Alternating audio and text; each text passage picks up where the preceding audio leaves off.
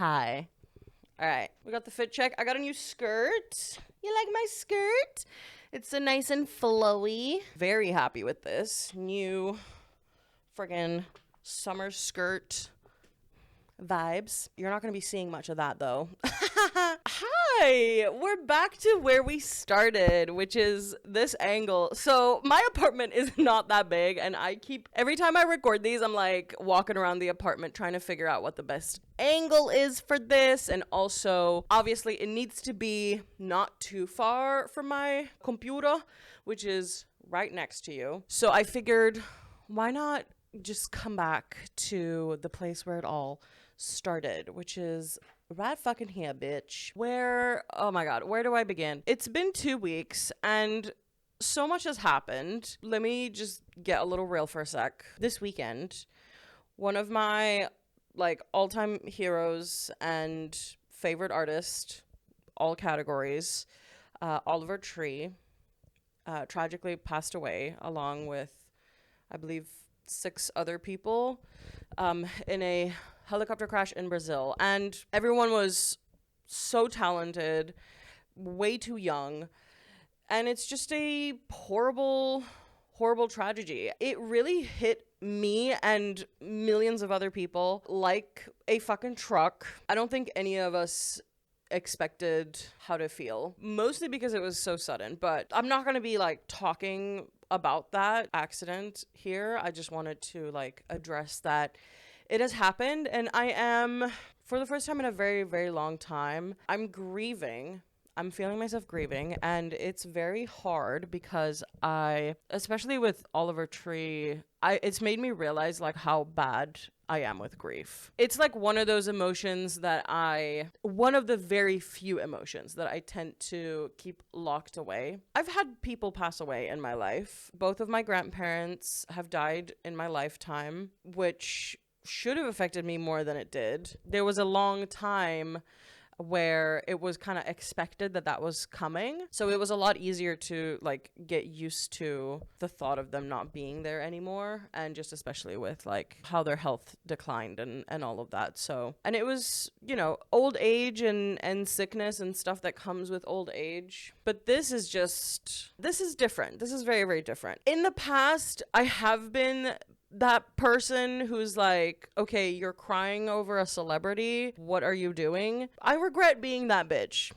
Being in my current situation, I regret judging folks for being sad over someone that they haven't met, but that has influenced them very deeply, because I'm feeling that right now. And I've been crying over this, and I get it.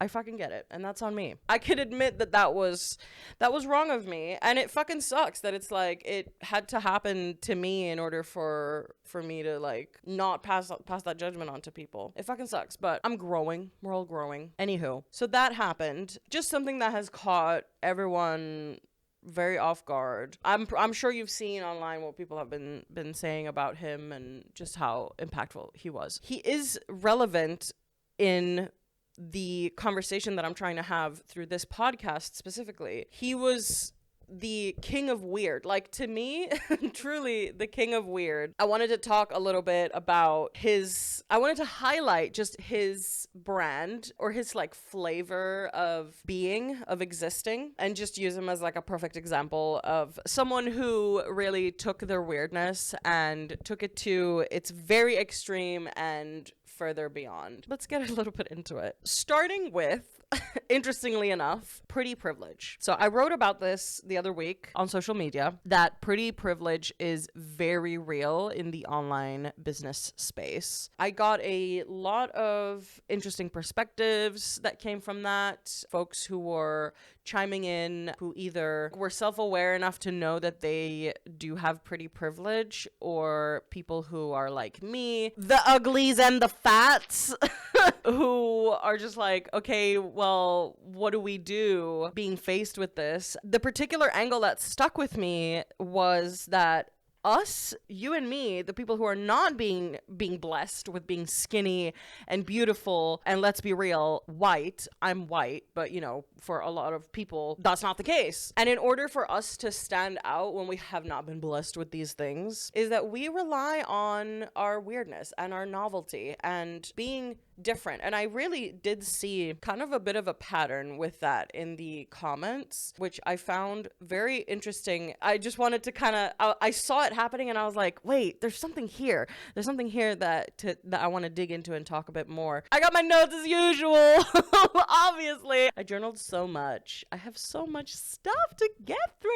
Oh yeah, that like we rely on weirdness and novelty in order to stand out, because to us, it's at least proven to work. And we know that due to having had practiced our weirdness as a form of survival. Throughout our whole childhood, you could try to conform, or you would just keep being your weird and true self. It would not gain you popularity, but it would give you that one friend who was exactly like you. It was just you two against the world. Being your weird self, it does attract the gold, like the true people who really get you and are the same and are looking for the same kind of person. And it will repel the right people, which are all of the defaults that were in school. All of the girls that would travel in packs and look the fucking same and bully you for being different. So that's, to me, it's like, okay, being weird, just broadcasting it outwardly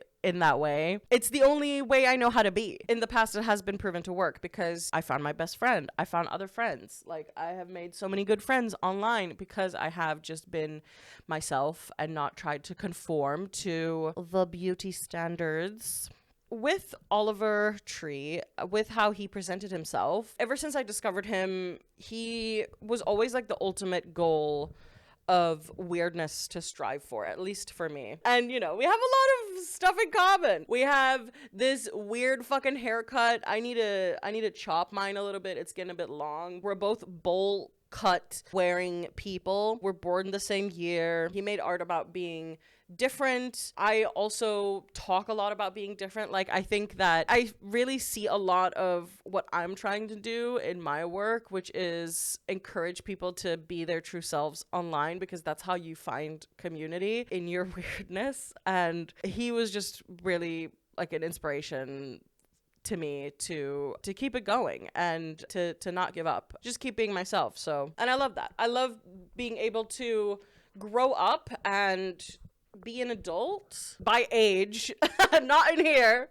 I love growing up and being an adult, but still tending to the weird kid on the inside, because that kid is always there, you know? Anywho, when the trolls come for the way that I cut my hair, which has happened many times throughout the years, I feel completely untouchable, honestly. Say I post something on Threads, the thread goes viral. It's like something divisive. I say something divisive, the thread goes viral, and you get like the normies in the comments. And there's always some guy who takes like a screenshot of my profile picture and posts it as a comment and says, oh, this sounds like something that would come from someone looking like this, or they just comment on my hairstyle. And I'm just like, do you think that I literally chose to look like this? Do you think that I have no words. Like, I literally have no words. I'm like, yeah, I'm aware that I look like a fucking weird ass bitch. I chose to do that because I know that people like you exist and you're not gonna get it, and I can very quickly just remove you from the premises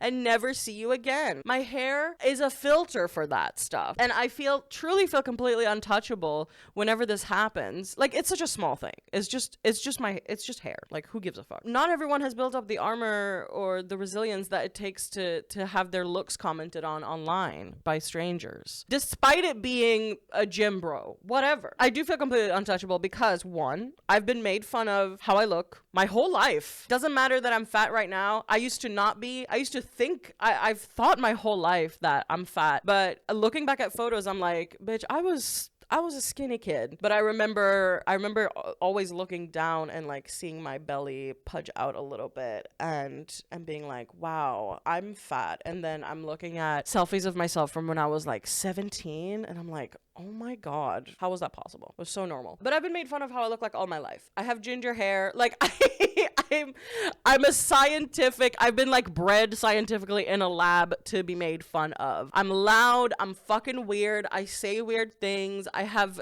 orange hair, golden ginger orange hair. I have very short bangs. I had a lot of breakouts growing up, like teenage acne. I've struggled very much with that. That's just something I was bullied for. I have immigrant parents. That was something that I was made fun of. I have a bit of a Eastern European glaze on me, you know what I mean? And I'm really feeling that being a grown-up, because I keep joking. It's like 30% of a joke, 70% being serious, that I am a babushka. And it is like so true.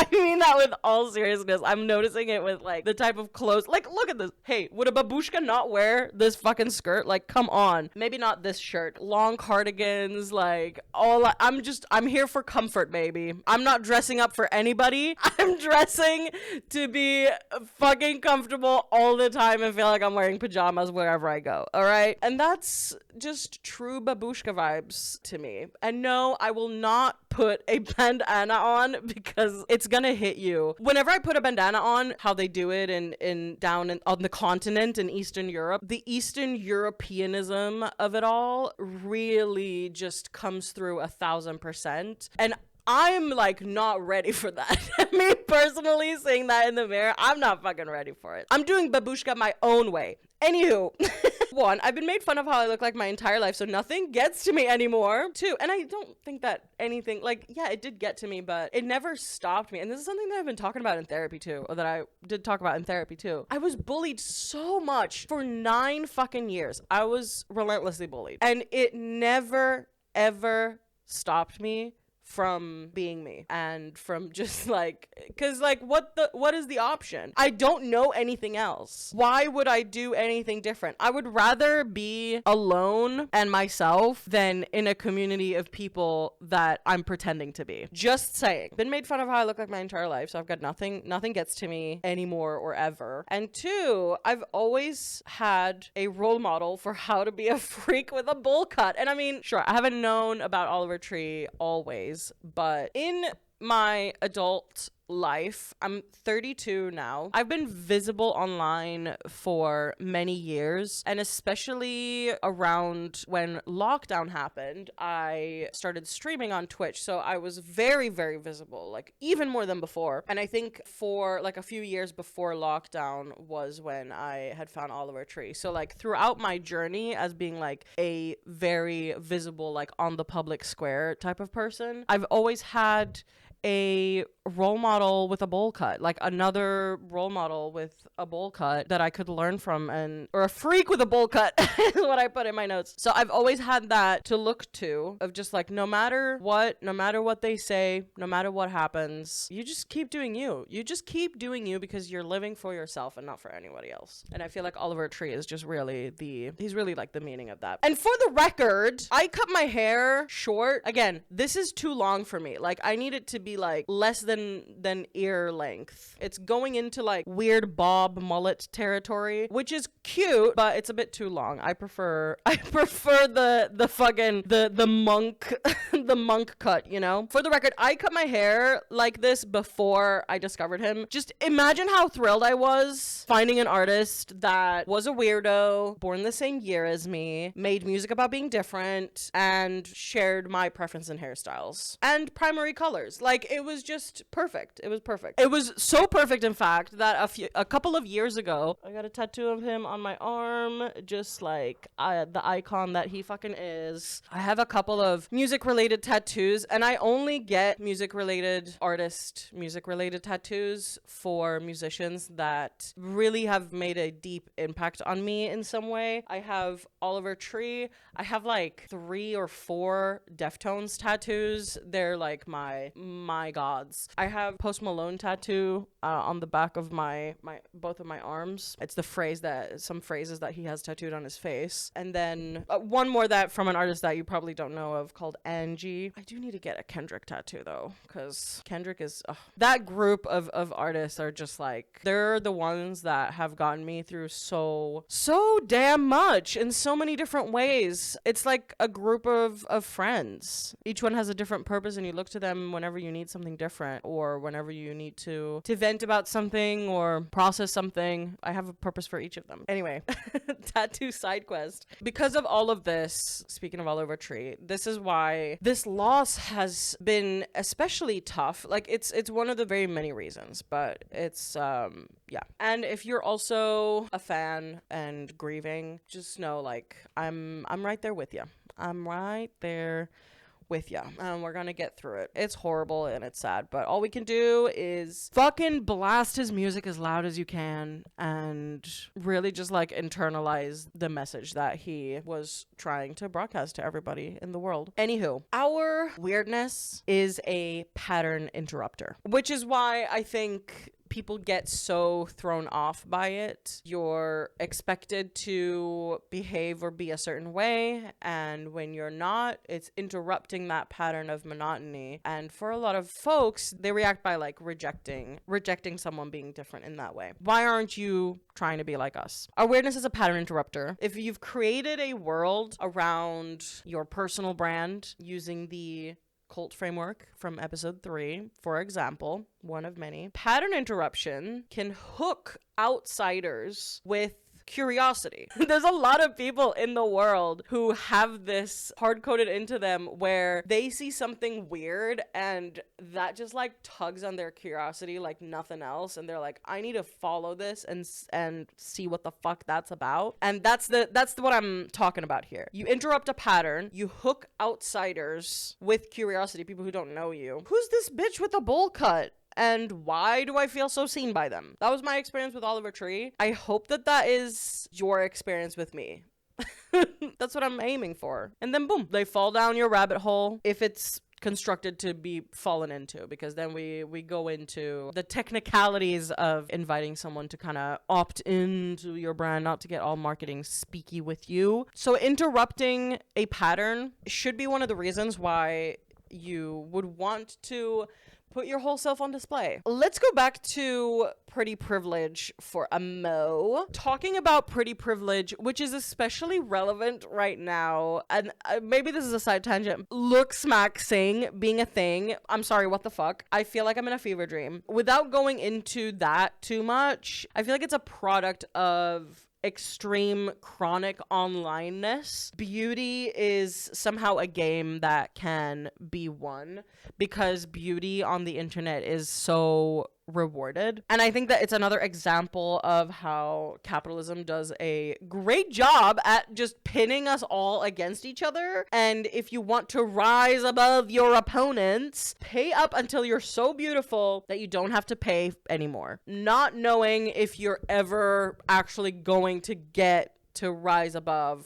your opponents. You're competing under these like arbitrary rules of what defines beauty, which is something that has changed throughout the years so many times. Heroin chic is coming back. You want the thick lips and the big eyes. People need to look a certain way, or oh my god. And I'm so sick of it. It's what I saw when I went to school just all over again. Like, why the fuck does everyone want to look the same? It's so boring. I could throw up right now, but I get it. Like, sure, we like pretty things. We love pretty things. And it's kind of sad because even the weird community has an infection of pretty privilege going on, and it's been going on for a long time. Ever heard of e-girls? I digress. It's not enough to just be fucking strange. If you're strange and really pretty and really hot, you're gonna get a lot of followers that are gonna follow you just for being hot. And like, I get it. Just like saying that out loud, that like pretty privilege is fucking everywhere, even in the weird community. It makes me think of Oliver Tree's album, Ugly is Beautiful, the name specifically. Ugly is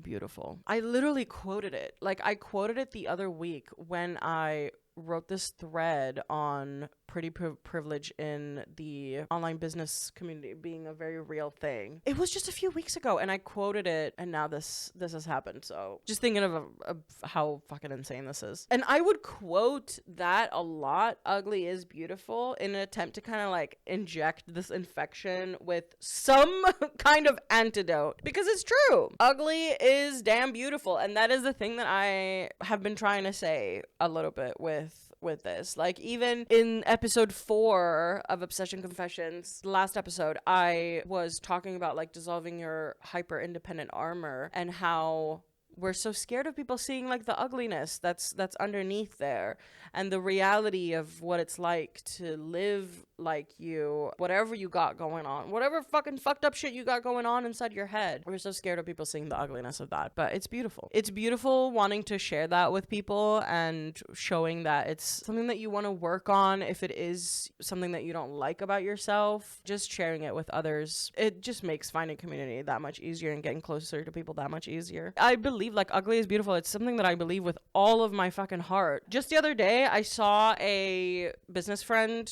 post on her stories about how like chaotic her home was due to moving. Maybe I'm projecting, but it seemed like she was a bit apprehensive around sharing this image. And I just commented like, yes, I love this, because of course it's fucking chaotic while moving. Like, of course you're working and you're just surrounded by boxes and bullshit. Don't try to trick us into thinking that it's smooth sailing, because it's not. Anyway, coming back to like, let's wrap this whole sack up in a neatly, or it's not neat, in a very cumbersome and misshapen bag. Coming back to my thesis for this podcast series as a whole, I was only planning on doing 5 episodes from the very beginning, and now we're here at the end. My thesis: fueling obsession in an attention economy where people are trying to get offline. What have we learned? I just wanted to kind of summarize it a little bit. I'm realizing, like, looking back at the episodes that I have recorded, they're a little bit like out of order, but I still, this has been super fun. They're a little bit out of order, so I'm reading this, like, what we've learned out of order from how the episodes were recorded, because these things have they've just emerged as I've been going along. Start dissolving the armor that you have grown attached to yourself. Like I spoke in episode 4, this hyper independent armor, it needs to start dissolving in order to start letting people in. It needs to start dissolving so that you can let more of yourself out in order to let more people in. Build a world around yourself, a real, like, fictional world, and then create from within that world. And I'm telling you, like, not just from a brand perspective is that a game changer, but also from, like, just living your life perspective. I would go so far as to say that manifesting is very much involved in this. You're creating your own reality and then you're building your own reality and then creating from inside that reality. Wear your insides on the outside to ignite curiosity from people and let folks fall into the rabbit hole of your art, your beliefs, or your work. Let people fall into it. And keep your blinders on to block out haters, non-understanders, and any distractions. I hope you've learned something. Thank you for listening. And in case I don't see you, good afternoon, good evening, and good night. Bye.